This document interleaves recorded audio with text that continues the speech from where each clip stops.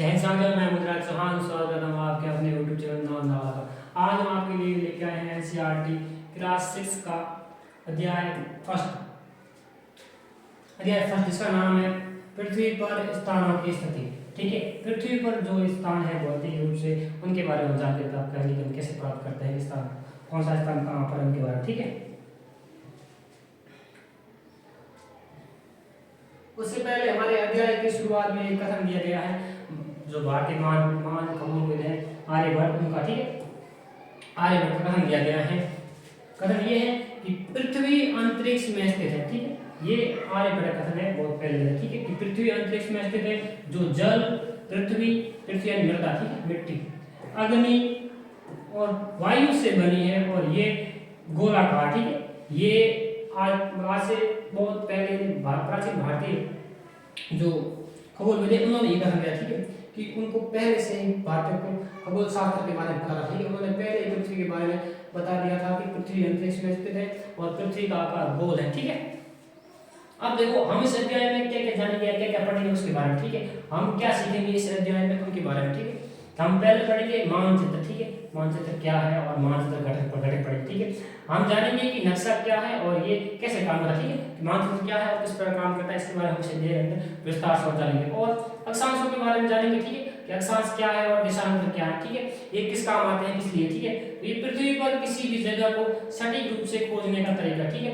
हम पृथ्वी पर कोई भी स्थान उसको सटीक रूप से खोजने के लिए किन की सहायता लेते हैं, तो अक्षांशों के दिशांतर के। ठीक है, और पढ़ेंगे समय और समय क्षेत्र। ठीक है, समय किस प्रकार चलता है और समय क्षेत्र किस प्रकार है, अलग अलग देश में कौन सा देश में कौन सा समय क्षेत्र है। ठीक है, उनके बारे में बात करें। ठीक है, पूरी दुनिया में समय कैसे बदलता है और क्यों बदलता है, इसके बारे में हम विस्तार से अध्ययन करेंगे।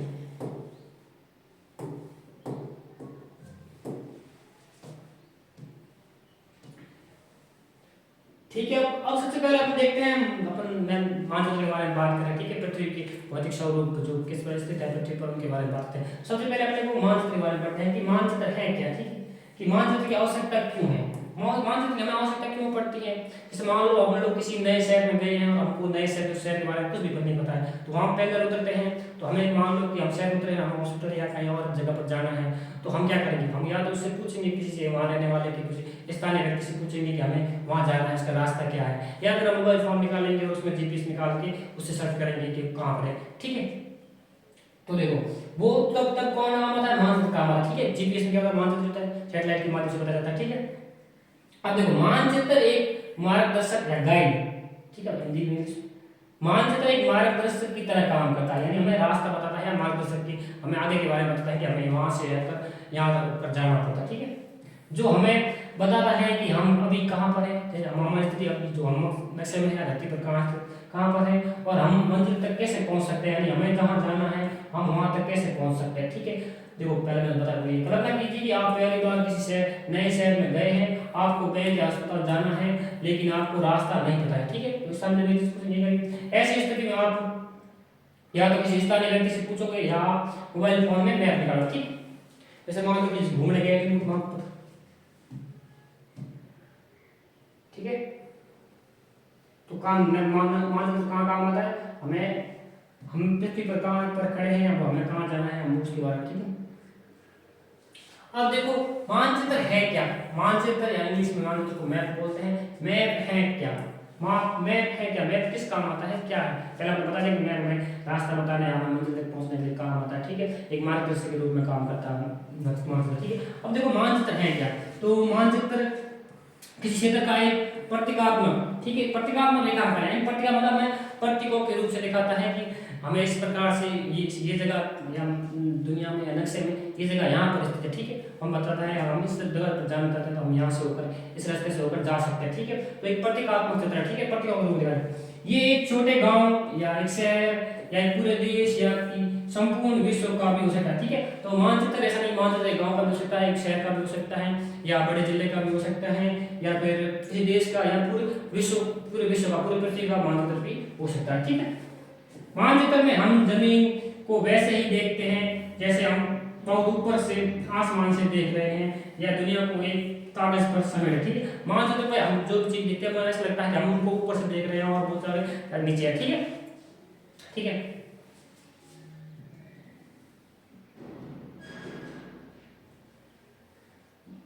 अब देखो एक शब्द आया है बुक के अंदर ही कि एटलस। एटलस है क्या? एटलस का मतलब है कि मानचित्रों का संग्रह, ठीक है, बहुत से मानचित्रों को इकट्ठा करके या एक किताब बनाएंगे, हम उस किताब को कहेंगे एटलस, ठीक है। यानी एटलस क्या है, ठीक है, मानचित्रों का एक संग्रह, यानी बहुत से मानचित्रों को मंडल बनाकर एक बना देंगे, बहुत से मानचित्र इकट्ठा करके एक बुक बनाएंगे तो हम उसको एटलस कहेंगे, ठीक है। संग्रह के यानी मान ये सिंपल सा है कि मानचित्रों के संग्रह को हम क्या कहेंगे, बहुत सारे मानचित्रों के साथ क्या कहेंगे, तो वो एटलस कहेंगे, ठीक है। बहुत सारे मानचित्रों को एक साथ एक पुस्तक के रूप में मान दिया जाए तो हम उसे एटलस कहेंगे, ठीक है, कोई दिक्कत नहीं किसी एटलस में। एटलस एटलस में अलग अलग प्रकार की जानकारी मिलती है, वैसे पहाड़ों की स्थिति, नदियों का बहाव, देशों की सीमा, ठीक है। हम एटलस में अलग अलग प्रकार के मतलब बहुत से नक्शे होते हैं जिसमें भौतिक भी होती है, राजनीतिक भी होती है, उनमें अलग, ठीक है। तो भौतिक में हम उनकी पहाड़ों की स्थिति बता सकते हैं नक्शा देख के, ठीक है। एटलस के ऊपर नदियों का बहाव देख सकते हैं, कहाँ से नदी बहती है, ठीक है, भौतिक में। और देशों की सीमा, राजनीतिक नक्शों के अंदर देशों की सीमाएं मिल जाती है कि कौन से देश की सीमा कहाँ शुरू हो रही है और कहाँ खत्म हो रही है, ठीक है, इधर बता सकते हैं। ये दुनिया को समझने के लिए बेहतरीन किताब है जिसे हर विद्यार्थी को पढ़ना, ठीक है। हम पृथ्वी को या पृथ्वी के भौगोलिक रूप या जो भी स्थानों के बारे में जानकारी प्राप्त करना चाहते हैं सीखना चाहते हैं तो हमें ये एटलस पढ़ना चाहिए, इससे हमें बहुत सारी जानकारी मिलेगी, ठीक है। यहाँ मैंने लाया था पर फोटो कट गया, ठीक है। अब देखो हमारी किताब में दे रखे हैं कुछ मानचित्रों के प्रकार, ठीक है। जैसे भौतिक मानचित्र देखा, राजनीतिक मानचित्र दे रखा था, हम बात करेंगे थे। सबसे पहले बात करेंगे कि भौतिक मानचित्र। भौतिक मानचित्र क्या है, ठीक है। भौतिक का मतलब होता है पृथ्वी पर जो स्वरूप स्थित है, ठीक है, जैसे मान पहाड़ पर्वत, ठीक है, भौतिक स्थिति में, ठीक है, उनके बारे में जो जानकारी देता है वो भौतिक मानचित्र, ठीक है। भौतिक मानचित्र मुख्य रूप से प्राकृतिक आकृतियों को दर्शाता है, ठीक है। प्राकृतिक आकृति मतलब पर्वत हो गए, पहाड़ हो गए, पठार हो गए, नदियां हो गई, इनको जिस जिस यानी भूमि की जो आकृतियां हैं जिस मानचित्र में दर्शाई जाती है वो मानचित्र भौतिक मानचित्र, ठीक है। इसमें हम पर्वत, मैदान, पठार, नदियों और महासागरों को देख सकते हैं और महासागर और महाद्वीपों को देख सकते हैं। जैसे ये आपके सामने जो आपको नक्शा दिखाई दे रहा है ये मैप है, ठीक है, ये एक भौतिक मानचित्र, ठीक है, जिसमें ये भारत का दे रखा, ठीक है, ये भारत दे रखा, इसमें अभी ये जो हिमालय दे रखा है इसमें भौतिक दे रखा स्वरूप, ठीक है, हिमालय, ठीक है, ये भौतिक स्वरूप देखा। जैसे कि यहाँ ये दे रखा रेगिस्तान, सहारा का रेगिस्तान, यहाँ ये रेगिस्तान देखा, ये मतलब पृथ्वी के भौतिक स्वरूप को दिखा देता है। तो ये कौन सा मानचित्र है, भौतिक, क्योंकि इसमें राजनीतिक देश की सीमाएं वगैरह नहीं दिखाई गई, पृथ्वी पर जो भौतिक स्थिति है उनके बारे में दिखाया गया, ठीक है। जैसे ये हो गया गोभी का पटरा, छोड़ो, ठीक है, जैसे ये हिंद महासागर हो गया के बारे में,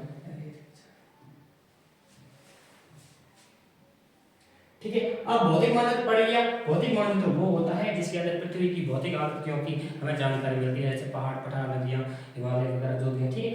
अब देखो राजनीतिक मानचित्र क्या था। राजनीतिक मानचित्र आप समझ गए होंगे, किसी देश की सीमा या उसकी राजधानी उनके बारे में, किसी देश की जो चारों तरफ की जो बॉर्डर है उनके बारे में जानकारी मिलती है। वो कौन से राजनीतिक मानचित्र मिलती है, वो राजनीतिक मानचित्र मिलती है, ठीक है। अब देखो राजनीतिक मानचित्र देशों, राज्यों, शहरों या उनकी सीमाओं को दर्शाता है, ठीक है। राजनीतिक मानचित्र में क्या दिखाया जाता है, तो किसी देश के बड़े बड़े शहर है उनको दर्शाया जाता है, या देश की राजधानी दर्शाई जाती है, ठीक है, या उनके राज्यों को दर्शाया जाता है, ठीक है। ये हमें बताता है कि एक राज्य कहाँ खत्म होता है और दूसरा कहाँ शुरू होता है, ठीक है। ये हमें एक नक्शे के अंदर एक देश के अंदर ये बताता है, या दुनिया में बताता है कि एक देश की सीमा है वो कहाँ शुरू होती है, कहाँ तक खत्म होती है, या एक राज्य कहाँ से खत्म हो रहा है, कहाँ तक दूसरा राज्य कहाँ से शुरू हो रहा है, इसके बारे में बताता है, ठीक है। इसमें राजधानियों और प्रमुख नगरों की स्थिति को स्पष्ट रूप से अंकित किया जाता है और प्रशासन के लिए ये बहुत जरूरी, ठीक है। प्रशासन के लिए ये बहुत जरूरी, क्योंकि प्रशासन जो से राजधानी है, राजधानी मदद से जाती है, बड़े बड़े शहरों से दर्शाया जाता है, ठीक है। अब देखो हमने पहले पढ़ा था मानचित्र घटक। तो मानचित्र के क्या घटक होते हैं, किसी भी मानचित्र को बनाने के लिए मुख्य रूप से किन किन चीजों की या किन किन चीजें जो आवश्यक होती है वो मानचित्र के प्रमुख घटक होते हैं। जैसे मान लो कि मानचित्र दूरी, डिस्टेंस, ठीक है, डिस्टेंस यानी बीच की दूरी, किसी भी दो देशों के बीच में या किसी भी दो, जैसे मान लो कि जयपुर और दिल्ली के बीच में कितनी दूरी है, उस मानचित्र में उस दूरी को कैसे दिखाना है, तो उसे हमें किस प्रकार दिखाएंगे, ठीक है, वो दूरी डिस्टेंस, ठीक है। यानी जमीन की दूरी मान लो कि जयपुर से जोधपुर से, ठीक है, जोधपुर से दिल्ली की दूरी है 500 किलोमीटर, ठीक है। तो हम उसको ऐसा थोड़ा पूरा थोड़ी मानचित्र को 500 किलोमीटर लंबा कर बताएंगे, ठीक है। इसलिए नहीं, उसके लिए हम ऐसे करेंगे कि 500 किलोमीटर बराबर मानचित्र हम 1 सेकंड जैसा देंगे, ठीक है, कि 500 किलोमीटर बराबर 1 सेंटीमीटर। हम मानचित्र में जैसे मान जयपुर, जोधपुर और दिल्ली की दूरी है 500 किलोमीटर, ठीक है, तो हम उस मानचित्र के ऊपर उसको 1 सेंटीमीटर दूरी रख देंगे, ठीक है। मानचित्र में 1 सेंटीमीटर दूरी रख देंगे, इससे पता चल जाएगा कि इसको हम मान निकाल लेंगे पैमाना बना के, तो हम पता लगाएंगे जयपुर और जोधपुर में इतनी दूरी है, ठीक है। इस टाइम ये सामान है, ठीक है, ऐसे 5 को डाल देंगे। जमीन पर लंबी दूरी को कागज पर छोटा करके दिखाना, ठीक है। लंबी दूरी जैसे मैंने बताया 500 किलोमीटर को 1 सेंटीमीटर बता सकते हैं, ठीक है, कागज पर। अब देखो दिशा, ठीक है, दिशा मतलब डायरेक्शन, डायरेक्शन, ठीक है, कि नक्शा पट्टे में कौन सी दिशा है, ठीक है। नक्शा आप जब भी पढ़ते हो आपने देखा नक्शा पट्टे में जो सबसे ऊपर दिशा होती है वो उत्तर दिशा होती है, ठीक है। नक्शे की 4 दिशा होती है, ठीक है। सबसे ऊपर दिशा उत्तर दिशा होती है, ठीक है। उत्तर पश्चिम पूर्व और उत्तर दक्षिण पूर्व पश्चिम दिशाओं का ज्ञान, ठीक है। हमें नक्शा जानने के लिए हमें दिशाओं का ज्ञान होना जरूरी है, तो होना चाहिए, नहीं तो हम कैसे पता लगाएंगे कौन सी जगह कौन सी दिशा में, ठीक है। तो आप याद रखना नक्शे में जो ऊपर दिशा होती है सबसे ऊपर दिशा मतलब जैसे ऐसे नक्शा बनाया है तो ऊपर वाली दिशा होगी वो होगी उत्तर दिशा, ठीक है। और नीचे वाली दक्षिण होगी और उधर वाली पूर्व होगी, उधर वाली पश्चिम होगी, ठीक है। अब देखो नक्शे के ऊपर कुछ प्रतीक बनाए होते हैं या सिंबल बनाए होते हैं, उनका क्या मतलब होता है हमें वो बताना चाहिए, ठीक है। जैसे मान लो कि किसी जैसे कोई हॉस्पिटल है तो किसी हॉस्पिटल को मैप करके दिखाना है तो हम पूरा हॉस्पिटल उसके ऊपर नहीं बना सकते ना, तो उसके लिए क्या करेंगे, उसके लिए हम उस हॉस्पिटल का प्रतीक रूप लेंगे, ठीक है। प्रतीक है उसका चिन्ह लेंगे, सिंबल लेंगे। या मान लो कि एच ले लिया कि एच बार एच होगा तो हॉस्पिटल, ठीक है। जैसे मान लो किसी ने नक्शे में एच लगाया तो वो हॉस्पिटल, ठीक है, समझ गया, ठीक है। भवनों पेड़ों और रास्तों को चिन्हों से दर्शाना, ठीक है। जो भी चीजें हैं भवन हो गए, पेड़ हो गए या रेलवे पटरी हो गई, सड़क हो गई, ठीक है, उसको दर्शाना होता है हम चिन्हों का उपयोग करते हैं, ठीक है। रेलवे स्टेशन हो गया, पुलिस स्टेशन हो गया, दर्शाने के लिए हम चिन्हों का उपयोग करते हैं, क्योंकि हमें उन्हें एचडी रूप में बनाना संभव नहीं है कि कागज पर, तो हम चिन्हों का उपयोग करते हैं, ठीक है। अब देखो ये स्केल क्या होती है, मतलब जैसे दूरी को हम कैसे करते हैं कि ऐसे नहीं कैसे करते हैं, ठीक है। स्केल के बारे में, स्केल दूरी का जादू, ठीक है। तो एक बहुत बड़े इलाके को छोटे कागज पर दिखाने के लिए स्केल का उपयोग, ठीक है। यानी मान लो कि एक बड़े भारत का नक्शा बनाना है तो भारत का क्षेत्र बहुत बड़ा क्षेत्र है, ठीक है, तो उसको ऐसे तक पूरा नहीं ले सकते, तो एक छोटे कागज पर या एक पेज पर बनाना है तो हम उसका किसका उपयोग करेंगे, स्केल का उपयोग करेंगे, ठीक है। मान लो भारत की किलोमीटर का मैंने आपको पहले बताया था, ठीक है। मान लीजिए कि जमीन पर दो शहरों के बीच की दूरी 500 किलोमीटर, ठीक है, 5 किलोमीटर 5 है दो शहरों के बीच, यानी अभी बताया दिल्ली और जोधपुर दिल्ली के बीच 500 किलोमीटर दूरी है, तो हम नक्शे पर इसे 1 सेंटीमीटर दिखा सकते हैं, ठीक है।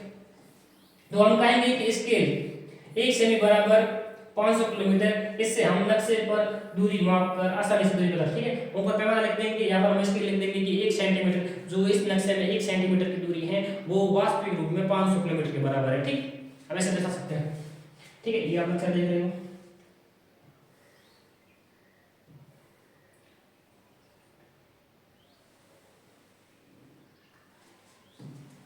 अब देखो प्रमुख 4 दिशाएं, 4 नक्शे के 4 दिशाएं, अभी प्रमुख आपको दिशाओं का ज्ञान होना चाहिए। प्रमुख 4 दिशाएं, ठीक है। तो पहली दिशा है उत्तर, पूर्व, पश्चिम और दक्षिण, ठीक है। ये प्रमुख 4 दिशाएं, हमें इन दिशाओं का ज्ञान होना चाहिए, ठीक है। मानचित्र में शीर्ष में हमेशा उत्तर दिशा होगी, जो मानचित्र होता है उसके हमेशा कोने में आपने देखा होगा ऐसे 3 दिशा बना होता है और उसके ऊपर ऐसे उ लिखा होता है, इसका मतलब है कि जो ऊपर वाली दिशा है वो उत्तर दिशा है, ठीक है। जो ऊपर जो भी उत्तर में है वो स्थान उत्तर दिशा में, ठीक है। शीर्ष पर हमेशा उत्तर दिशा होती है, घड़ी की दिशा घूमने पर हमेशा, यानी घड़ी का जो घड़ी यानी क्लॉकवाइज घूमेंगे तो पूर्व दिशा है, ठीक है। घड़ी से घूमते हैं, मान ली घड़ी है तो ये सबसे पहले उत्तर दिशा होगी और घड़ी क्लॉकवाइज ऐसे घूमते हैं, ऐसे घूमेंगे, सबसे पहले इधर आएगी पूर्व दिशा, ठीक है। उसके बाद यहाँ आएगी दक्षिण दिशा, ठीक है। उसके बाद ये आएगी पश्चिम दिशा, ठीक है, समझ गए ना। क्लॉकवाइज घूमेंगे तो पहले कौन सी आएगी, उत्तर से पूर्व, फिर दक्षिण, फिर पश्चिम दिशा आएगी, ठीक है। इन्हें हम पता नहीं कैसे मुख्य दिशा कह सकते हैं, इनके बीच में जैसे मान लो कि यहाँ कौन सी दिशा होती है तो उनको बोलते हैं मध्यवर्ती दिशा, ठीक है। उनके बारे में हम आपको बताएंगे, ठीक है। तो इन्हें हम प्रधान बिंदु कहा जाता है। नक्शे को सही पढ़ने के लिए दिशाओं का पता होना जरूरी, ठीक है। अगर हमें नक्शा पढ़ना है तो हमें उससे पहले दिशाओं के बारे में जानकारी होनी चाहिए, ठीक है। अगर दिशाओं के बारे में जानकारी कम दिशाओं से कोशिश नहीं पढ़ पाएंगे, ठीक है। 4 दिशाएं होती है, ठीक है। जो नक्शे ऊपर होती है उत्तर दिशा होती है, तो उसकी ऐसी जो विपरीत दिशा होती है वो दक्षिण होती है, ठीक है। अगर क्लॉकवाइज घूमे या घड़ी की दिशा में घूमे तो भी वो निकल जाए, ठीक है। अब देखो इनके बीच में जो मध्यवर्ती दिशाएं होती है, ठीक है, कि मध्यवर्ती दिशाएं जो उत्तर जैसे मान लो मैंने बताया आपको ये, ठीक है, ये मान लो एक दिशा है उत्तर दिशा, ठीक है। तो ये जैसे क्लॉकवाइज घूमेंगे तो ये आ जाएगी पूर्व दिशा, ठीक है, और ये दक्षिण दिशा आ जाएगी और ये दिशा आ जाएगी पश्चिम, ठीक है। अब इनके बीच में जो ये दिशाएं हैं इनको बोलते हैं मध्यवर्ती दिशाएं, ठीक है, ठीक है। इनका हमें पता होना चाहिए, इससे हम दुनिया में जो स्थान है उनका हम सही व्यवस्थित रूप से सटीक तरीके से या एक्चुअल डेट बता सकते हैं कि एक्चुअल जगह बता सकते हैं कि यहाँ पर स्थित है, ठीक है। तो इसको हम बोलेंगे उत्तर ठीक है, पूर्व, इसको बोलेंगे हम दक्षिण पूर्व, ठीक है, इसको बोलेंगे हम दक्षिण पश्चिम, और इसको बोलेंगे हम उत्तर पश्चिम, ठीक है। अब आप सोचोगे उत्तर का नाम है, तो ये हमेशा तो इधर वाला ऊपर में उत्तर वाला जो पहले है, ठीक है, समझ गए, इस प्रकार से होगा, ठीक है। अब देखो उत्तर पूर्व दिशा के बीच की जगह, ठीक है, उत्तर और पूर्व दिशा के बीच जगह उत्तर पूर्व दिशा, ठीक है, और दक्षिण पूर्व है दक्षिण और पूर्व के बीच जगह, ठीक है, और दक्षिण पश्चिम है तो दक्षिण और पश्चिम के बीच की जगह, और उत्तर पश्चिम है जो उत्तर और पश्चिम के बीच जगह है। इनकी मदद से हम किसी भी जगह की स्थिति को और अधिक सटीक या एक्चुअल ढंग से बता सकते हैं, ठीक है। हम इनकी सहायता से हम वो सही तरीके से जानकारी प्राप्त कर सकते हैं, ठीक है, किसी स्थान के बारे में। आप देखो प्रतीक चिन्ह, पहले मैंने बताया कि प्रतीक चिन्ह या सिंबल किस काम आते हैं, नक्शे को क्यों जरूरी है, क्यों बड़ा ठीक मैंने पहले बताया, ठीक है। अब देखो प्रतीक चिन्ह क्यों जरूरी है, इसके बारे में हम बात करते हैं। ये जो आप नक्शे में दिखाई दे रहा है, जैसे मान लो किसी नक्शे पर निशान है तो एसपी निशान देंगे, हॉस्पिटल निशान ऐसे दर्शा देंगे, या कोई फॉरेस्ट या जंगल दिखाना है तो उसमें हम इस प्रकार पेड़ों को दर्शा देंगे, या कोई वाटर का कोई बड़ी झील वगैरह दर्शन करना इस प्रकार दर्शा सकते हैं, या कोई माउंटेन पर्वत वगैरह दर्शाना है, या कोई किसी तो ऐसे दर्शा सकते हैं, कोई स्मॉल टाउन दर्शाना है तो हम ऐसे दर्शा देंगे, कोई सिटी दिखाना है नक्शे के अंदर, ठीक है, तो हम सिटी का छोटा बड़ा दर्शा देंगे, या कोई फायर स्टेशन दिखाना है तो हम ऐसे दिखा देंगे, ठीक है, कोई पार्क दिखाना तो हम इस प्रकार का मैन बना कर दिखा सकते हैं, ठीक है। तो ये उनको हम एक चिन्ह के रूप में दर्शा सकते हैं, बड़ी बिल्डिंग है, ठीक है। एक नक्शे पर असली इमारतें और बड़े जंगल बनाना संभव नहीं है, ठीक है, क्योंकि जगह कम होती है, ठीक है, नक्शे पर जंगल बनाना संभव नहीं है, आप भी जानते हो, ठीक है। इसीलिए हम प्रतीक चिन्हों का उपयोग करते हैं, जैसे रेलवे स्टेशन के लिए पटड़ी का निशान, और मंदिर के लिए छोटा त्रिकोण, ठीक है, ऐसे मान लो कि ये कोई बड़ा मंदिर है तो यहाँ छोटा त्रिकोण बनाने से छोटा त्रिकोण लगा दें कि यहाँ पर मंदिर है, ठीक है। इससे कम जगह और अधिक जानकारी दी जा सकती है, ठीक है, इसको कम जगह लगती है नक्शे पे और अधिक जानकारी दी जा सकती है, और नक्शे को पढ़ने में बहुत आसान हो जाता है, ठीक है, और नक्शे में समझ सकते हैं कि मंदिर कहाँ पर है, ठीक है। आप देखो हमारे ग्लोब है, ठीक है, ग्लोब क्या है, ठीक है, तो ग्लोब ऐसे मान लो कि पृथ्वी का प्रतीक रूप मान लो कि पृथ्वी को जैसे ऐसा होता है कि जो पृथ्वी गोल है तो पृथ्वी का जो समतल नक्शा है या समतल जमीन पर कागज पर नक्शा बनाना थोड़ा कठिन होता है, ठीक है, तो उसको जो हम समझना थोड़ा मुश्किल हो जाता है, तो उसको हम पृथ्वी को हम उसके सेम एज इट इज पृथ्वी के रूप में उसको पृथ्वी का छोटा रूप या बनाकर हम देख सकते हैं ग्लोब, ठीक है। ग्लोब ऐसा होता है, आपने देखा होगा आपके स्कूल में ऑफिस वगैरह क्या कहीं और भी देखा होगा, ठीक है, ये ग्लोब है, ठीक है, और ये जो यहाँ टकरा हुआ है ये धुरी, ठीक है, और ये जो बीच में इसकी भूमध्य रेखा है, और ग्लोब ऐसे होगा, इसके ऊपर हम अक्षांश और देशांतर को देख सकते हैं, ठीक है। ये ग्लोब पृथ्वी का एज होता है, इसका मतलब सही रूप से हम जान सकते हैं कि एक्चुअल में जो जगह है वो कहां पर स्थित है, ठीक है। तो अब देखो ग्लोब का असली रूप, ठीक है, ग्लोब किसका मतलब, ग्लोब पृथ्वी का मान लो, पृथ्वी का प्रतिरूप मान लो, या पृथ्वी का मॉडल मान लो, ठीक है, पृथ्वी को समझने के लिए बनाया गया मॉडल, ठीक है।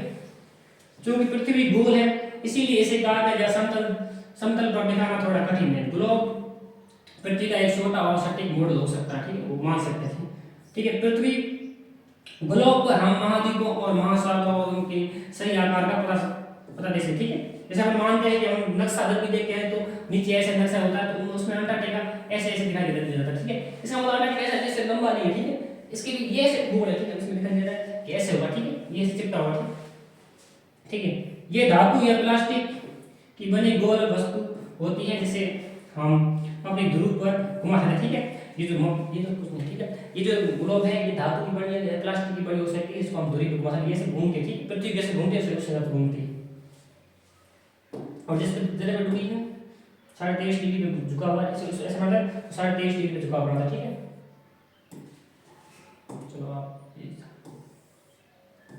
आप देखो निर्देशांक प्रणाली, निर्देशांक का मतलब होता है कि जैसे अपने को जैसे कहीं मैप का हम खोजते हैं तो अपने को मैप निर्देश देता है कि आपको यहाँ से होते हुए इस बिल्डिंग से मोड़ लेना है और ऐसे घूम के इधर जाना। निर्देश का मतलब होता है कि आपको आगे के बारे में जानकारी बताया कि किसी आप हम जैसे मान लो कि मुझे जोधपुर से दिल्ली जाना है तो हमें ट्रेन में बताया जाता है कि यहाँ से दिल्ली होगा ऐसे ऐसे जाना, ठीक है। तो निर्देशांक निर्देश देना, ठीक है। निर्देशांक प्रणाली को समझना, ठीक है, जैसे मान लो अपने शतरंज के खेल से समझ सकते हैं, ठीक है। शतरंज के बोर्ड पर हर खाने में एक नंबर, जैसे घर होता है, वैसे ही निर्देश हम पृथ्वी पर किसी जगह का पता लगा सकते हैं, ठीक है, पृथ्वी पर से पता लगा सकते हैं, ठीक है, कहाँ है वो। जैसे होता है ना कि शतरंज के खेल में एक हर खाने में एक घर होता है, उसका पता लगा सकते हैं ये स्थान कहाँ पर है। पृथ्वी पर किसी भी स्थान की स्थिति जानने के लिए अक्षांश और देशांतर उपयोगी, ठीक है। पृथ्वी पर किसी भी स्थान की जानकारी प्राप्त करने के लिए हमें अक्षांश और देशांतर की जरूरत पड़ती है। आप ध्यान से याद है, ठीक है। हम आपको बताएंगे अक्षांश देशांतर क्या होता है, पढ़ेंगे इनके बारे में विस्तार से, ठीक है।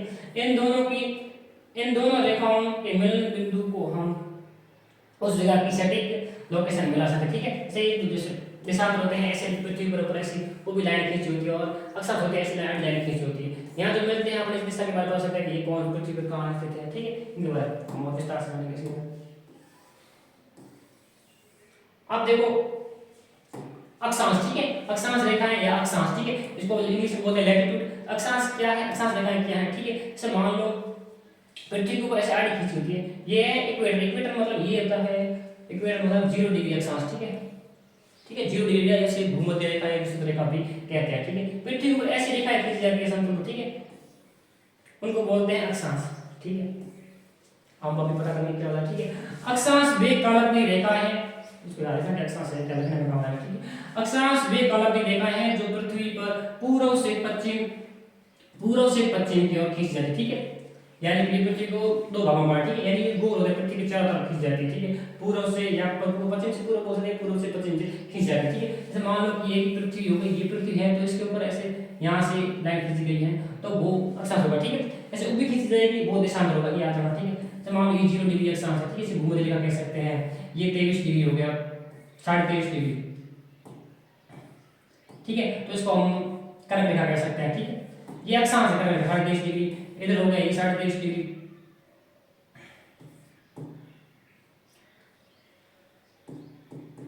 इसको हम मकर कह सकते हैं, मकर रेखा, ठीक है।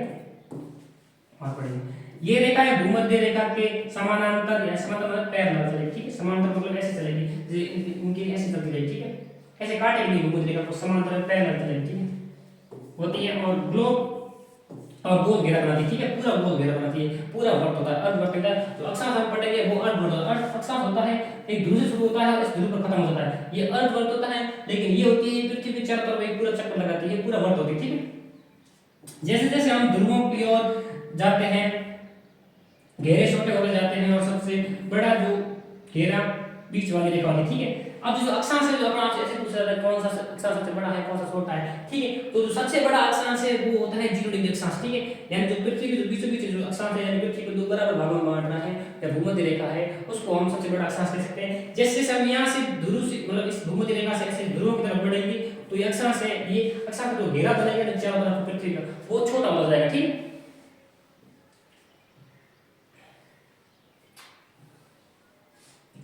अब देखो 0 डिग्री अक्षांश की बात करते हैं, जो भूमध्य रेखा है उस पर,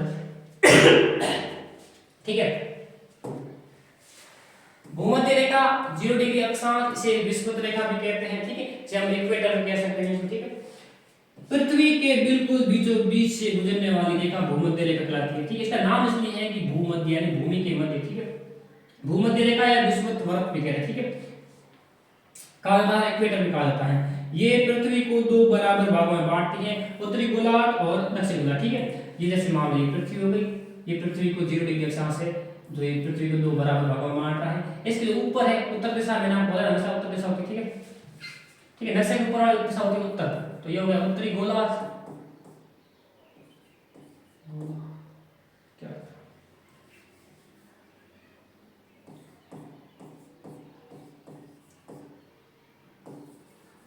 गोलार्ध, और ये हो गया दक्षिण गोलार्ध, ठीक है। ये पृथ्वी को दो बराबर भागों में बांट देंगे, पृथ्वी को दो बराबर भागों में बांट उत्तरी गोलार्ध और दक्षिण गोलार्ध, ठीक है। गोलार्ध का मतलब होता है आधा, ठीक है, गोल आधा, ठीक है, पृथ्वी गोलार्ध।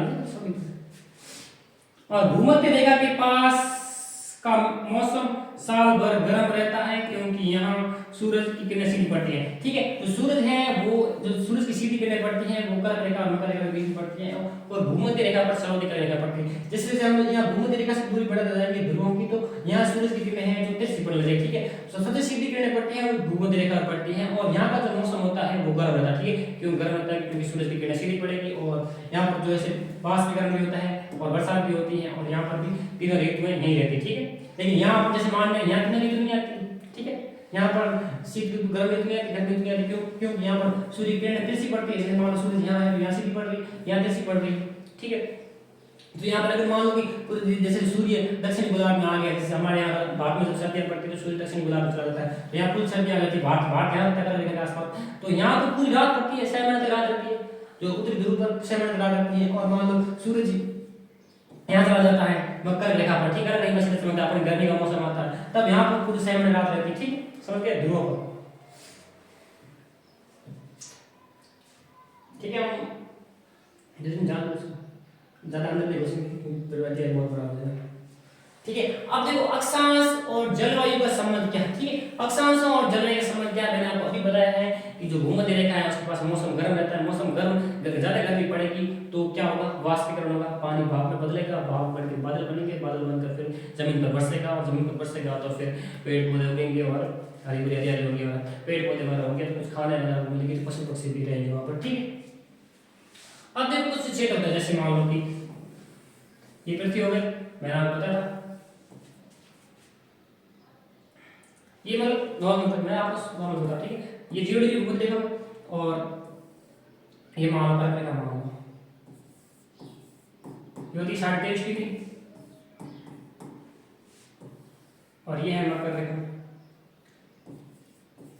ठीक है। मकर संक्रांति को मनाते हैं, पता क्यों मनाते हैं, क्योंकि जब सूर्य यहाँ चमकता है, अपने सर्दियों में 14 फरवरी मनाते हैं, जब सूर्य यहाँ से उत्तरायण हो जाता है, यानी सूर्य अब धीरे धीरे उत्तर दिशा की ओर पृथ्वी पड़ता है, ठीक है।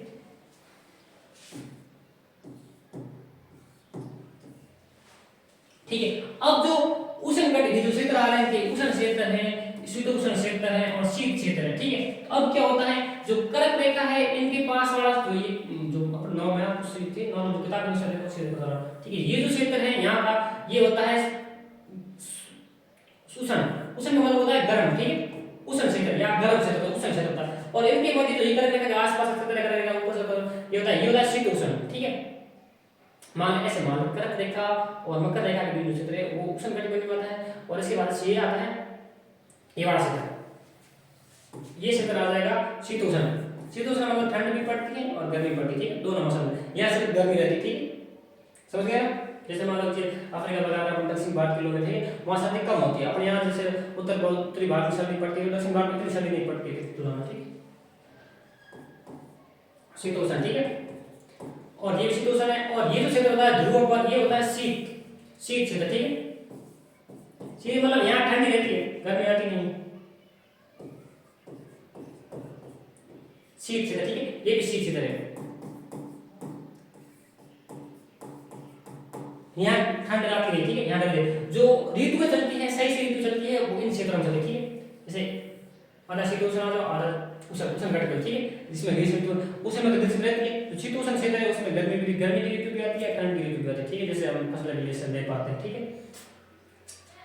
समझ गए। उष्ण क्षेत्र भूमध्य रेखा के पास और बहुत गर्म मौसम होता है यहाँ पर, ठीक है। शीतोष्ण क्षेत्र बीच का हिस्सा ना बहुत गर्म होता है ना ही ठंडा होता है, ठीक है। ये शीतोष्ण क्षेत्र इसका मतलब यहाँ गर्मी पड़ती है, ठंड भी पड़ती है, ठीक है। शीत क्षेत्र का मतलब यहाँ पर ठंड पड़ेगी सिर्फ, और उष्ण का मतलब सिर्फ गर्मी पड़ेगी, और शीतोष्ण का मतलब है कि यहाँ पर ठंड भी पड़ेगी और गर्मी पड़ेगी, ठीक है। शीत ध्रुव या ध्रुव इंग्लिश पोल बोलते हैं, ठीक है। ध्रुवों के पास हमेशा बर्फ जमी रहती है, ठीक है। आप देखा होगा यहाँ पर हमेशा बर्फ रहती है, अपने ऐसा सर्दी और गर्मी में बर्फ जमी रहती है, और यहाँ पर भी जो आर्कटिक है वहाँ पर भी बर्फ जमी रहती है। सबसे जो यहाँ पर जो महासागर है पड़ते हैं, तो एक उत्तरी ध्रुव महासागर और दक्षिण ध्रुव महासागर है।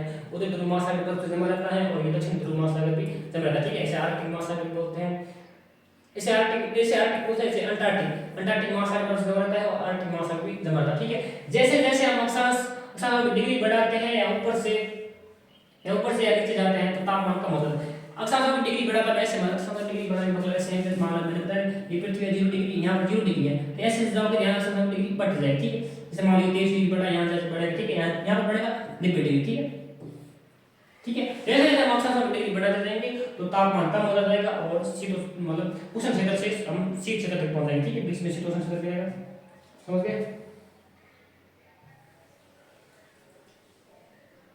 अब देखो देशांतर क्या होते हैं, देशांतर या लॉन्गिट्यूड क्या होते हैं इनके बारे में बताओ, ठीक है।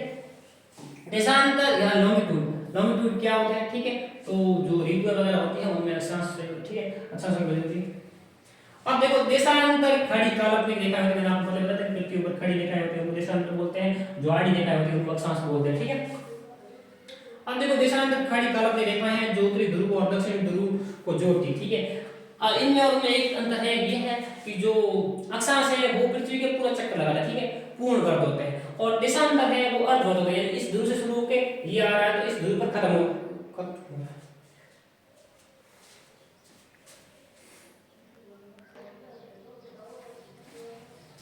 ठीक है, जो पृथ्वी पे जो आड़ी रेखाएं होती है वो अक्षांश होती है, और जो ऊपरी रेखाएं होती है वो देशांतर होती है। ये अर्धवर्ग होते हैं, अर्ध मतलब ये इस जो उत्तरी ध्रुव से शुरू होकर दक्षिण ध्रुव से खत्म होती है, यानी पृथ्वी के चारों तरफ रहती है। उसके बारे में बात करते हैं, ये इनकी संख्या 360 है। अब देखो इसे आप देशांतर को हम क्या बोल सकते हैं, यामोत्तर बोल सकते हैं, ठीक है, इन्हें यामोत्तर भी कहते हैं, यामोत्तर या मेरिडियंस कहते हैं, ठीक है। ये अर्धवर्ग होते हैं, अर्धवर्ग का मतलब आधी पृथ्वी को चक्कर लगाती है। ये सभी ध्रुवों पर मिलते हैं, ठीक है, इस ध्रुव से होते हैं उस ध्रुव में मिलते हैं, ठीक है। और देशांतर की मदद से हम पूरी दुनिया को समय जोन माप सकते हैं, ठीक है, पूरी दुनिया का समय है उसको हम माप सकते हैं, ठीक है। हम आगे उसके बारे में बात करेंगे, समय जोन किस प्रकार से माप सकते हैं, देशांतर किस प्रकार होते हैं, हम वाले स्लाइड में देखते हैं, ठीक है। आप समझ गए देशांतर होते क्या है, वो भी रेखाएं होती हैं, अर्धवर्ग होते हैं, ठीक है, इसे हम यामोत्तर भी बोल सकते हैं।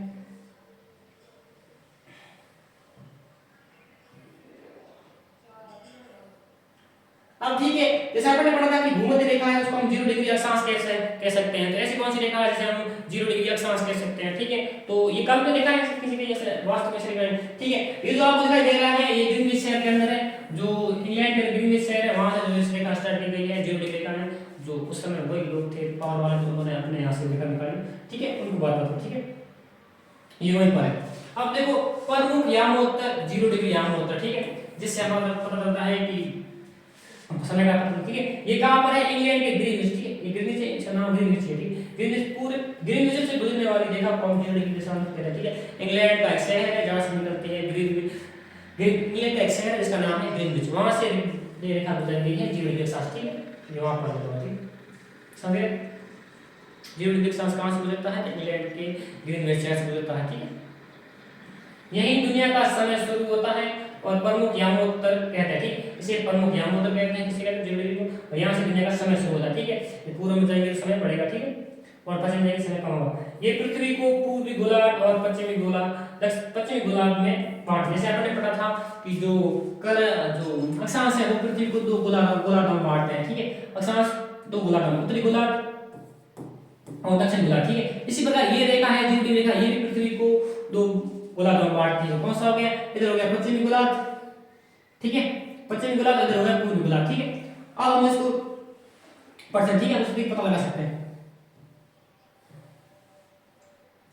अब देखो ये दिन रात कैसे होते हैं, क्योंकि जो पृथ्वी गोल है और पृथ्वी पर किसी भी समय पृथ्वी के किसी न किसी स्थान पर सूर्य हमेशा चमकता रहता है, ठीक है। सूर्य आसमान में है, पता है सबको, और पृथ्वी चक्कर लगा रही है।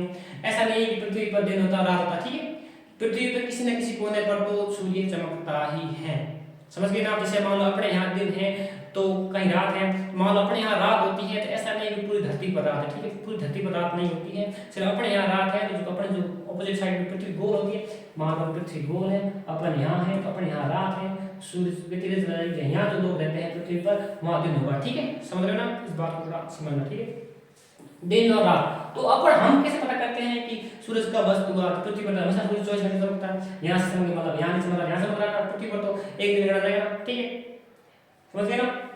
पृथ्वी अपने ध्रुव पर पश्चिम से पूर्व की ओर घूमती है, ठीक है, पश्चिम से पूर्व की ओर घूमती है, इसलिए सूर्योदय पूर्व होता है, ठीक है।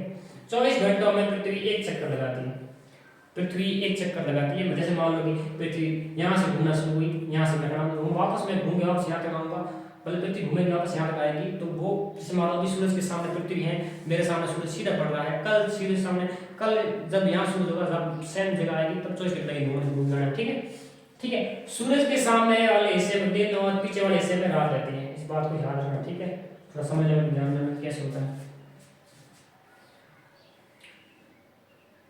अब देखो समय की गणना कैसे होती है, ठीक है, जैसे पूरा चक्कर लगाती है 24 घंटे में लगाती है पृथ्वी, ठीक है, और जो मैंने आपको बताया थी जो पृथ्वी का अक्षांश है उतरने के लिए 360 डिग्री अक्षांश है, ठीक है। अब देखो समय की गणना कैसे करें, ठीक है, तो ये आसान है, बहुत ज्यादा आसान गणना बताया कैसे। पृथ्वी एक चक्कर पूरा कब करती है, पृथ्वी एक चक्कर अपन जो स्पाइस पढ़ते हैं कितना मतलब 360 डिग्री, पूरा मतलब मेरे 360 डिग्री कर देता है, मतलब 360 डिग्री चला होगा, ठीक है, 360 डिग्री 24 घंटे में लगाती है। इसकी गणना बहुत सरल है, ठीक है। पता लगा कि एक चक्कर लगाती है पृथ्वी, एक पूरा चक्कर लगाती है 24 घंटे में, इसका मतलब 360 डिग्री घूमती है 24 घंटे, 24 घंटे में कितने डिग्री घूमती है, 360 डिग्री घूमती है, ठीक है। तो हम आसानी से निकाल सकते हैं। तो 1 घंटे में कितने घूमेगी, तो 1 घंटे में घूमेगी 15 डिग्री, समझ गए ना। पृथ्वी 24 घंटे में घूमती है तो 360 डिग्री घूमती है, तो 1 घंटे में कितना घूमेगी, 15, ठीक है। 1 घंटे में 15 दिशांतर घूमेगी, ठीक है। तो अब देखो हमें निकालना है कि एक दिशांतर कितने घूमेगी, ठीक है। एक दिशांतर घूमने में पृथ्वी का समय लगेगा 4 मिनट लगेगा, ठीक है, समझ गए। या 1 घंटे में पृथ्वी कितने डिग्री दिशांतर घूमेगी, 15 डिग्री घूमेगी, और एक दिशांतर पृथ्वी को घूमने में कितना समय लगता है, तो 4 मिनट लगेगा, ठीक है, समझ गए। उसको बना करके निकाल सकते हैं। अगर आप पूर्व की ओर जाएंगे तो समय बढ़ेगा, ठीक है। जैसे हम मान लो पूर्व की, जैसे यहाँ मान लो कि यहाँ से हम पूर्व की जाएंगे समय बढ़ेगा, ठीक है। ये ग्रीन रेखा को मान लो 0 डिग्री है, इससे हम पूर्व की तरफ जाएंगे समय बढ़ेगा, और पश्चिम में जाएंगे समय घटेगा, तो सामान्य। और पश्चिम की ओर जाएंगे तो समय घटेगा, ठीक है।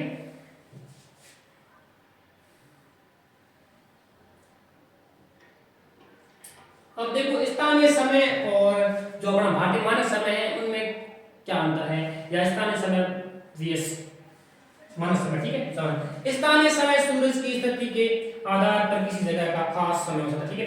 तो किसी जगह स्थानीय समय क्या होता है, तो किसी मतलब ये जो स्थानीय समय माना जाता है, जैसे स्थानीय समय किसी स्थान विशेष की सूरज की स्थिति के आधार पर खास समय, ठीक है, वो अपना समय मानते हैं। जैसे मान लो सूरज 8 बजे उगता है, 8 बजे उगता है, ठीक है, वो अपना मानते हैं स्थानीय समय, ठीक।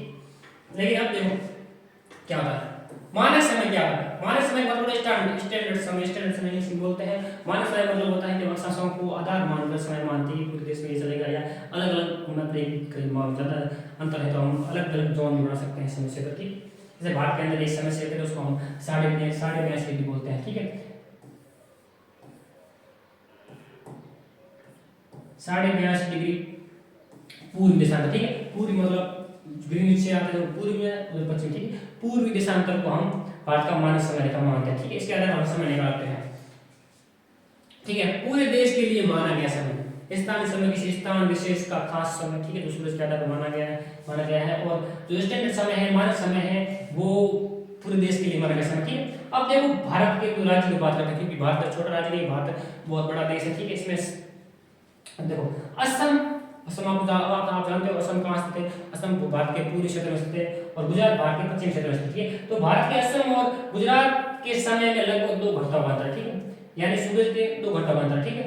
लेकिन पूरे देश के लिए एक ही समय घड़ी है, ताकि कोई गड़बड़ी ना हो, ठीक है, ये पूरी गड़बड़ी ना हो। जैसे मान लो कि असम में सूर्योदय हो रहा है, ठीक है, तो असम में मान लो कि सूर्योदय 6 बजे हो गया, ठीक है, 6 बजे हो गया, तो गुजरात में कितने बजे होगा, 8 बजे, ठीक है। जैसे सभी मानते हैं अपने यहाँ समय, जैसे मान लो कि अपने यहाँ भारत में रहते हैं, मैं राजस्थान में रहता हूँ, एक पश्चिमी क्षेत्र रहता हूँ, मान लो मेरे यहाँ सूर्योदय हो रहा है 6 बजे हो रहा है, तो ये थोड़ी एक असम में भी 6 बजे होगा, क्यों, क्योंकि असम कहाँ है, असम पूर्व में है, तो वहाँ पहले हो जाओ अपने से, ठीक है। तो अपने अंतर कितना 2 घंटे का अंतर है, अरुणाचल मान लो या असम मान लो, ठीक है, उसमें और पश्चिम पूर्व क्षेत्र में और पश्चिम क्षेत्र में 2 घंटे का अंतर है, ठीक है। तो ये एक समय पे है, कोई गड़बड़ी ना हो तो बीच का उठाया गया, ठीक है। स्थानीय आधार पर अलग अलग प्रदान किए जाते हैं, ठीक है। स्कूलों में जैसे मान लो कि स्कूल लग रही है किसी की, मान लो हमारे यहाँ स्कूल लग रही है 8 बजे, ठीक है, तो असम में अगर 8 बजे लगेगा, पूरी भारत की असम में सूर्योदय है, तो हमारे यहाँ तो मान लो कि 8 बजे सूरज धूप निकल रही है, तो असम में तो 8 बजे 2 घंटे पहले उगा हुआ सूरज ऊपर आ गया, पूरा धूप पड़ा, ठीक है, तो उस तरह से थोड़ा बहुत करना पड़ता है। अब देखो भारतीय मानक समय क्या है, ठीक है। भारतीय मानक समय मैंने बोला है कि 82.5 डिग्री पूर्व दिशा को भारतीय मानक समय बोलता है। भारत का मानक समय 82.5 डिग्री पूर्व दिशांतर रेखा को तय किया जाता है, ठीक है। ये रेखा उत्तर प्रदेश के मिर्जापुर से होकर गुजरती है, ठीक है। उत्तर प्रदेश में जगह है नैनी, ठीक है, नैनी मिर्जापुर जिले से होकर गुजरती है, ठीक है, याद रखना कहां से गुजरती है, तो उत्तर प्रदेश के मिर्जापुर नैनी से होकर गुजरती है, ठीक है। हमारा समय ग्रीनविच समय, ग्रीनविच जीएमटी, ठीक है, ग्रीनविच समय से 5.5 घंटे आगे हैं, जब लंदन में दोपहर के 12 बज रहे, ठीक है। जो ग्रीनविच समय मैंने बोला था, जो देशांतर है, उससे हमारा समय है जो 5.5 घंटे आगे हैं। पर मान लो कि वहाँ ग्रीनविच समय पर देखा जाए इंग्लैंड में 12 बज रहे हैं, तो अपने कितने बजेंगे, अपने उनसे आगे हैं, अपने शाम के 5 बजे, ठीक है। उनके दोपहर के 12 बजे, अपने शाम के 5 बजेंगे, समझ रहे हो, ठीक है। यानी वहाँ दोपहर होगी तो अपने तब तक अपने शाम हो जाएगी, ठीक है, क्योंकि वो अपने से पश्चिम है, अपने उनसे पहले सूर्योदय होगा, अपने उनसे कितने पहले सूर्योदय होगा, कितना होगा, तो 5.5 घंटे, ठीक है, समझ रहे हो आप। जब लंदन में दोपहर के 12 बजते हैं तो भारत में शाम के 5 बजते हैं, ठीक है।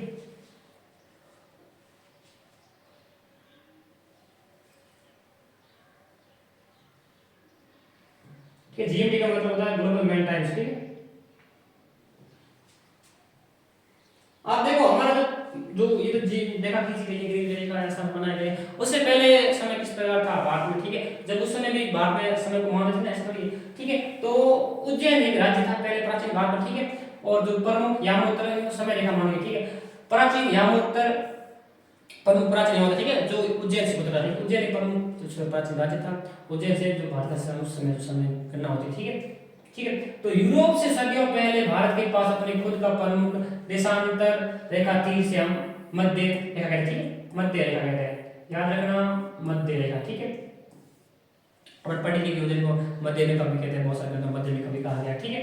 तो ये उज्जैन राज्य में समय रेखा था, वो मध्य रेखा थी, उसके आधार पर समय गणना होती, ठीक है।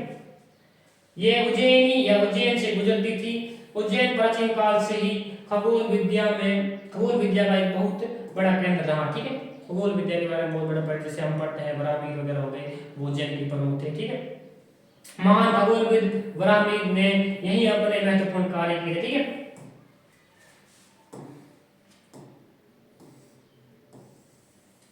अब देखो दुनिया के टाइम जोन, ठीक है, टाइम जोन मतलब समय क्षेत्र, ठीक है। जैसे भारत का समय क्षेत्र मैंने बता दिया कि 82.5 डिग्री मानक समय रेखा है, ठीक। तो उस प्रकार दुनिया के अलग-अलग समय रेखा उनके बारे में बताइए आपको, दे रखी समय रेखा, ठीक है, समय जोन या टाइम जोन, ठीक है।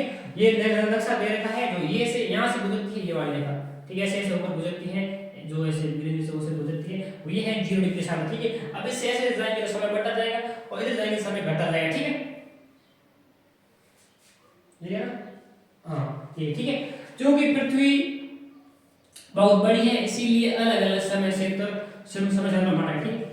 सबको पता है पृथ्वी बहुत बड़ी है, ठीक है, इसलिए अलग अलग माना, ऐसे ही नहीं है अपने एक भारत का समय अलग समय एक ही रख सकते हैं, ऐसा नहीं रख सकते, ठीक है, क्योंकि पृथ्वी उनकी उनमें बहुत अंतर, ठीक है। रूस जैसे विशाल देश, ठीक है, रूस आप जानते हैं, जैसे रूस मान लो कहाँ गया, ये यहाँ से रूस यहाँ से शुरू होता है और यहाँ तक फैल रहा है, ये बहुत, ठीक है, इसमें बहुत सारे शास्त्र गुजरते हैं, तो इसको एक समय क्षेत्र में बताना आसान है, ठीक है। भारत को अपने एक समय क्षेत्र में बता सकते हैं, भारत में जितनी बता 82 डिग्री है, ठीक है,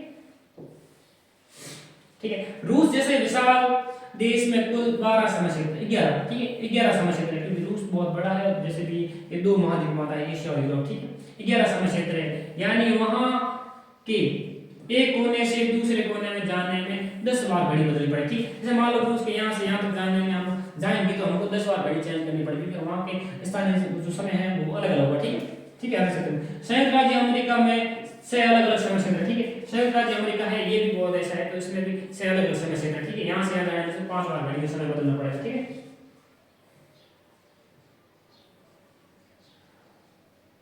अब देखो अंतरराष्ट्रीय तिथि रेखा, अंतरराष्ट्रीय तिथि रेखा का मतलब है कि जब हम डेट कैसे गणना करते हैं, डेट कैसे बदलती है, अगर पृथ्वी सूरज 24 मिनट में डेट कैसे बदलता है, ठीक है। तो देखो अंतरराष्ट्रीय तिथि रेखा इसके बारे में जानते हैं, ठीक है। ये प्रशांत महासागर ऐसे किसी लैंड से नहीं गुजरती, प्रशांत महासागर से गुजरती, ठीक है।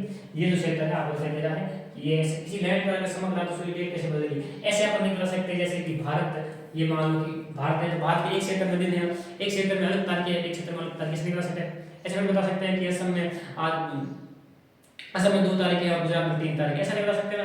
किसी देश में अलग तारीख, जैसे इसे समुद्र से गुजरा गया, ठीक है, समुद्र से क्यों गुजरा गया है, आप ऐसे कहोगे सर ये प्रशांत महासागर से क्यों गुजर गई, सीधी अपने भारत से क्यों नहीं गुजर गई, तो इसलिए नहीं गुजर गई कि अगर हम इसको गुजरेंगे तो इससे अलग अलग हो, ठीक है। इसलिए समुद्र से इसलिए गुजरा गया है कि किसी एक क्षेत्र में 2 तारीखें ना रहे, किसी एक देश में 2 तारीखें ना रहे, ठीक है, समझ रहे हो आप। प्रशांत महासागर के बीचों बीच गुजरने वाली 180 डिग्री देशांतर रेखा को अंतरराष्ट्रीय तिथि रेखा कहते हैं, ठीक है। जो प्रशांत महासागर 180 डिग्री, इसको अंतरराष्ट्रीय तिथि रेखा कहते हैं। इस रेखा को पार करते ही तारीख बदल जाती है, ठीक है। जैसे मान लो कि यहाँ पर तारीख है 3, तो यहाँ पर तारीख होगी 2, समझ गया ना, समझ रहे हो। जैसे मान लो कि यहाँ सूर्योदय होता है, ठीक है, तो यहाँ पर, ठीक है, अगर आप इसे पश्चिम की ओर से पार करते हैं, ठीक है, पश्चिम की ओर से पार करते हैं तो आप एक दिन जोड़ेंगे, ठीक है। मान लो कि आप यहाँ रहते हैं, यहाँ से उठ के भारत यहाँ है, यहाँ से उठ के यहाँ चले गए, ठीक है, तो एक दिन बढ़ जाएगा आपके लिए, ठीक है। और मान लो यहाँ से उठ के यहाँ आ गए, ठीक, घूमने के लिए ऐसे ही, तो दिन आपका कम हो जाएगा, ठीक, समझ गए। जैसे रविवार से सोमवार हो जाएगा, ये रेखा टेढ़ी मेढ़ी है ताकि ये देश में 2 समय, ठीक है। आप रेखा देखें टेढ़ी मेढ़ी से, टेढ़ी मेढ़ी खींच के सीधी क्यों खींच के, तो इसलिए खींच के जो बीच में देश आ रहे लैंड वगैरह आ रहे हैं उसमें से ऊपर से ना गुजरे, समुद्र से गुजरे, द्वीप रूप से, ठीक है, किसी लैंड से ना गुजरे या किसी द्वीप से या महाद्वीप से ना गुजरे, इसलिए, ठीक है, टेढ़ी मेढ़ी का खींच रहे हैं। आप देखो सटीक स्थिति और तकनीकी, ठीक है। तकनीक ऐसे आ गई, पहले तो उसमें अच्छा करते थे, लेकिन अब जो तकनीक आ गई है, अब मतलब उनमें जो आधुनिकरण हो गया है, जैसे मान लो कि सैटेलाइट है, सैटेलाइट के माध्यम से अपन मैप वगैरह पता कर सकते हैं, ठीक है, तो इतना मुश्किल नहीं होता, ठीक है। सटीक स्थिति और तकनीकी का उपयोग, ठीक है, इसका मतलब सटीक तकनीक का उपयोग करके सटीक जानकारी प्राप्त कर सकते हैं, ठीक है, जैसे सैटेलाइट के माध्यम से हम जीपीएस के माध्यम से मान सकते, ठीक है, ठीक है। आजकल हम मोबाइल में जीपीएस का उपयोग करते हैं, ये अक्षांश और देशांतर का आधुनिक रूप है, ठीक है, ये अक्षांश और देशांतर का विकसित रूप या आधुनिक रूप कह सकते हैं जीपीएस को, ठीक है। इसका मतलब होता है ग्लोबल पोजिशनिंग सिस्टम, ठीक है, मुझे बताओ।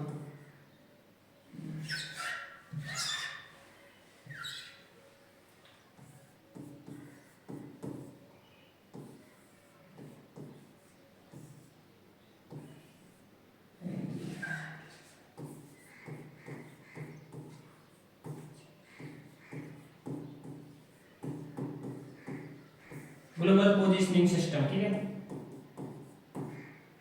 विश्व स्थिति प्रणाली,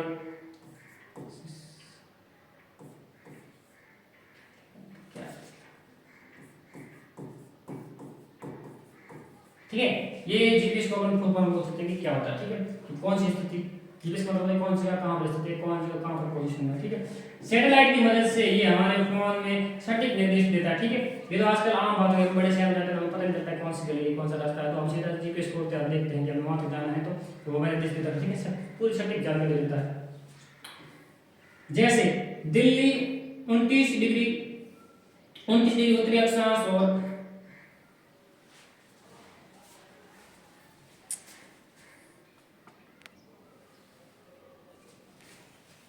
ठीक है, हम पढ़ रहे थे कि जैसे दिल्ली,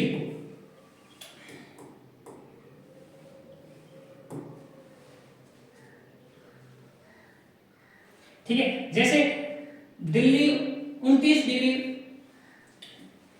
उत्तरी अक्षांश और 14 डिग्री पूरी देशांतर पर स्थित है। इसी की सहायता इसी को आधार इसी सहायता मानकर ये जोमेटो वाले हैं अपने घर पे बदल देते हैं, या फिर जो जानकारी है कि हम ऑर्डर करते हैं उसी के आधार पर अपने घर ढूंढ के पहुंचाते हैं, ठीक है। इस जानकारी क्या तो उबर या जोमेटो आपके घर तक पहुंच जा रहा है, ठीक है।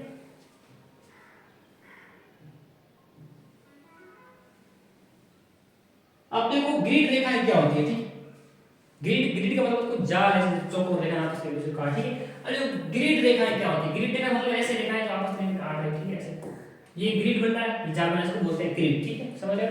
ग्रिड रेखाएं क्या है, ठीक है, तो जब अक्षांश और देशांतर रेखाएं एक दूसरे को काटती है तो वे जाल जैसी आकृति बनाती है, जिसे ग्रिड कहते हैं, ठीक है।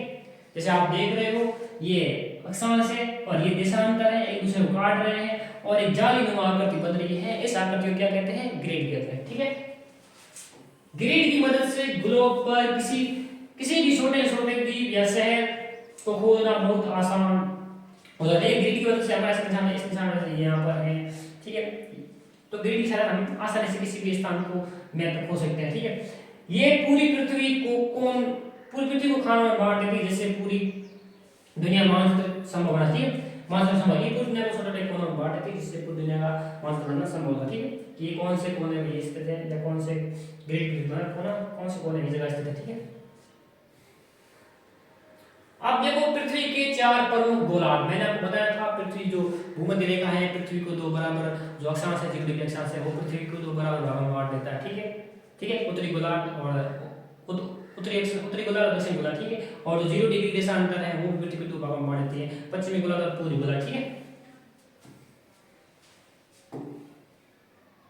ठीक है। अब देखो पृथ्वी के 4 गोलार्ध, ठीक है, उत्तरी गोलार्ध क्या है, भूमध्य रेखा के ऊपर का जो हिस्सा है वो जो उत्तरी गोलार्ध है, और भूमध्य रेखा का जो नीचे का हिस्सा है वो दक्षिणी गोलार्ध, ठीक है, दक्षिणी गोलार्ध। पूर्वी गोलार्ध ग्रीनविच रेखा के दाईं बाईं, ठीक है, ग्रीनविच रेखा के जो पूर्व में भाग स्थित है वो पूर्वी गोलार्ध कहेंगे, और जो पश्चिमी भाग है ग्रीनविच रेखा के पश्चिमी और जो भाग है उसको पश्चिमी गोलार्ध में, ठीक है। अब देखो भारत कहाँ स्थित है, तो भारत कहाँ स्थित है, तो भारत उत्तर पूर्वी गोलार्ध में स्थित है, ठीक है।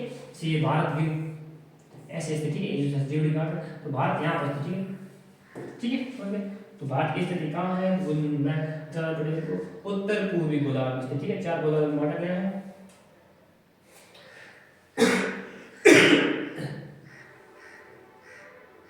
अब देखो उत्तरी और दक्षिणी ध्रुव, मैंने आपको बताया जहाँ पर जैसे मैंने रात रहती है बड़ा मस्त बर्फ जमा रहता है, ठीक है, बहुत जोर की ठंड पड़ती है, वहाँ ग्रीष्म ऋतु नहीं आती है, ठीक है। उत्तरी गोलार्ध और दक्षिणी नहीं सॉरी उत्तरी ध्रुव और दक्षिणी ध्रुव, ठीक है, जहाँ हमेशा बर्फ बने रहते हैं। और ये जो घर दिखाई दे रहा है आपको, घर में बनाया गया है, ये आइस क्यूब को, आइस बॉक्स को बनाया गया है, इसके अंदर से घर होता है, ठीक है। ये हमारा लिए काम होता है, इसको बोलते हैं इग्नू, ठीक है।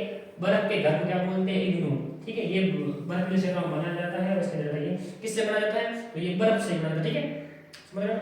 आप सोच रहे सर ये ऐसे कैसे हो सकता है कि बर्फ का घर है, बर्फ से बना के ठंडा, बर्फ पिघलती भी नहीं, तो यहाँ पर बर्फ ऐसे नहीं पिघलती, ठीक है। ये बर्फ के मजबूत क्यूब होते हैं, ये अंदर से गर्म होता है, ठीक है, समझ गए, ठीक है। ध्रुव पृथ्वी के वे 2 बिंदु हैं जहां इसकी धुरी गुजरती है, ठीक है, धुरी मतलब धुरी गुजरती है, ठीक है, जहां जैसे धुरी है, ये हुए उत्तरी ध्रुव, ठीक है। तो उत्तरी ध्रुव 90 डिग्री पूर्व, 90 डिग्री उत्तरी है, ठीक है, 90 डिग्री उत्तर में, और दक्षिण ध्रुव 90 डिग्री दक्षिण में, ठीक है। इसे मान मैंने बताया ये से, तो यहाँ पर जो 90 डिग्री का कौन बन रहा है, तो ये उत्तरी ध्रुव है, ये दक्षिण ध्रुव है, ठीक है।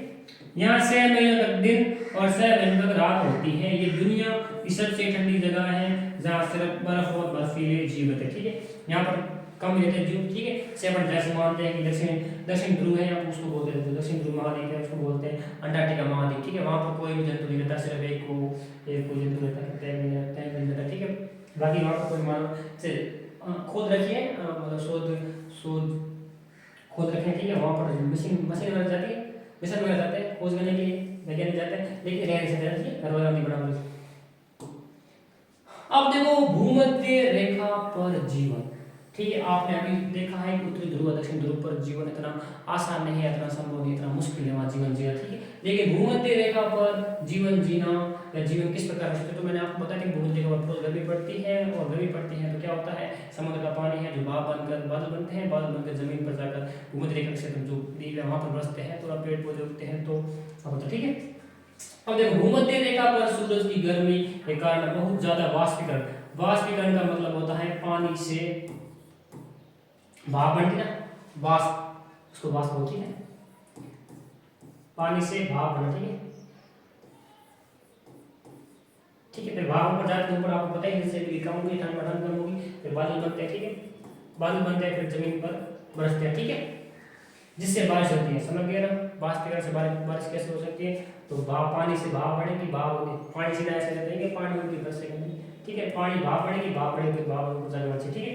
यही कारण है कि यहाँ दुनिया के सबसे घने वर्षावन, ठीक है, वर्षावन वर्षावन जंगल, ठीक है, जो वर्षा के आधार पर, वर्षावन मतलब जंगल, ठीक है, जो वर्षा से, रेन फॉरेस्ट, ठीक है। वर्षावन जैसे मान लो कि जैसे आपने सुना होगा सुंदरबन का डेल्टा, ठीक है, और सुंदरबन का वर्षावन कह सकते हैं, और वर्षा की बहुत की वर्षा होती है, ठीक है। जैसे अमेजन के जंगल पाए जाते, ठीक है, अमेजन जंगल आपने सुना होगा दुनिया का सबसे बड़ा जंगल है, और जो पृथ्वी पर जो ऑक्सीजन उपलब्ध होती है 20% वो दक्षिणी महाद्वीप, दक्षिणी अमेरिका महाद्वीप है, वहाँ पर स्थित है अमेजन जंगल, दुनिया का सबसे बड़ा जंगल है, ठीक है। वहाँ पर वर्षा बने क्योंकि वहाँ वर्षा होती रहती है हमेशा, ठीक है। यहाँ जैव विविधता का मतलब है कि एक स्थान पर अलग अलग प्रकार के जनजातियां, अलग अलग प्रकार के प्राणी, ठीक है, प्रजातियां रहती है, ठीक है, जैसे मच्छर, पेड़ पौधे, इंसान वगैरह सब रहते हैं, ठीक है, ठीक है। जैव विविधता, यहाँ जैव विविधता पेड़ पौधों और जानवरों की प्रजातियां सबसे अधिक होती है, ठीक है। ध्रुवों की तुलना में यहाँ तो ध्रुव तो होती नहीं, यहाँ ध्रुवों से ज्यादा होती है, और सूरज की किरणें सीधी पड़ती हैं। अब देखो अपने जो पढ़ा है इसकी मुख्य बातें एक नजर लेकर, ठीक है, ठीक है, जो अध्याय की मुख्य बातें हैं जो हमने पढ़ा है, पद्धति साथ होना है, ठीक है। तो क्या पढ़ा है, मुख्य बातें इसे एक नजर में देख लेते हैं। तो पहला आपने पढ़ा था नक्शा, दुनिया का प्रतीकात्मक चित्र है, ठीक है, प्रतीकात्मक चित्र है, ठीक है, प्रतीकवाद देश अक्षांश उत्तर और दक्षिण की दूरी बता, ठीक है, अक्षांश उत्तर दक्षिण में किसी दूरी खींच गई दूरी बता, ठीक है, और देशांतर समय का पता चलता है, देशांतर सारा, ठीक है। और भारत का समय GMT से ठीक है 5 घंटे और 30 मिनट है, ठीक है। GMT से 5 घंटे और 30 मिनट आगे, ठीक है। GMT ग्लोबल मेन टाइम्स, ठीक है, ग्लोबल मेन टाइम्स है।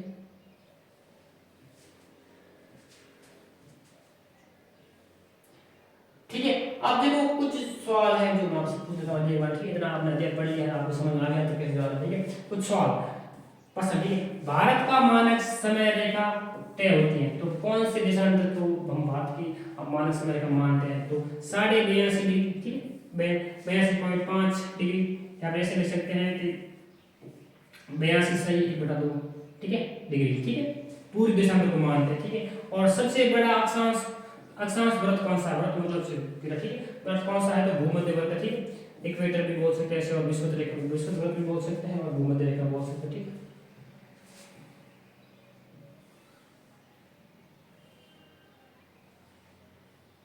ठीक है, धन्यवाद। आप शुक्रिया आपका क्लास करने के लिए। क्लास यहीं पर समाप्त होती है। आप क्लास के बारे में अपनी राय जरूर दें कि आपको कैसी लगी क्लास, ठीक है।